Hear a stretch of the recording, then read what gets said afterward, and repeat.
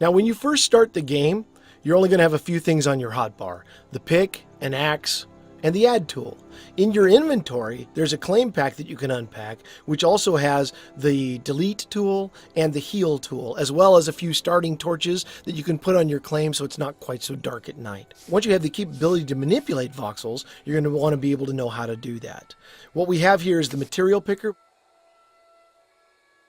What's being demonstrated to you right now is on the grid building versus off the grid building.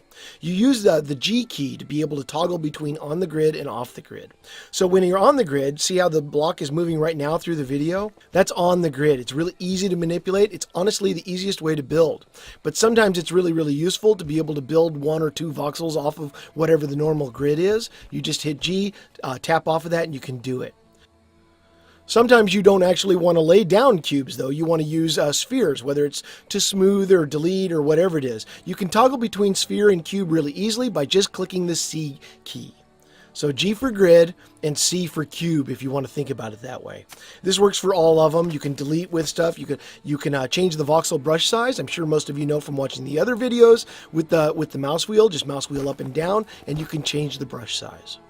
It's very simple, very easy to use. So there's lots of detail that you can do with those mechanisms. You can also use the delete brush, which is what you're seeing right now. And when you delete with the sphere, you can make an unholy mess. So one of the other tools that's really useful is the heal tool, because what you're doing with the heal tool is you're essentially resetting all the area that you brush over with the brush back to the way the server had it when it was first opened up to the public.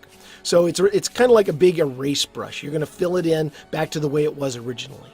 Now what you're seeing is the shape menu, and we've chosen the 45-degree block. We don't use this that often because the line tool is really powerful, but now that you actually have to earn the line tool, shape blocks are useful again. What you're seeing is toggling between the different modes that you can use. You do that by shift tabbing.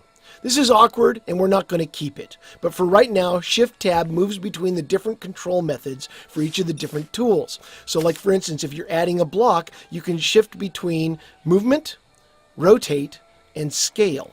And that's what you're seeing here. And then once you have it on a certain tool, you can just use the mouse wheel up and down to be able to size it up and down or to be able to rotate it on an axis. If you're on a specific thing like rotate or move that can move in 3 different directions or rotate in 3 different directions, you control which direction it rotates by using the Tab key. So Shift plus Tab to be able to change the mode, and Tab to be able to change the axis.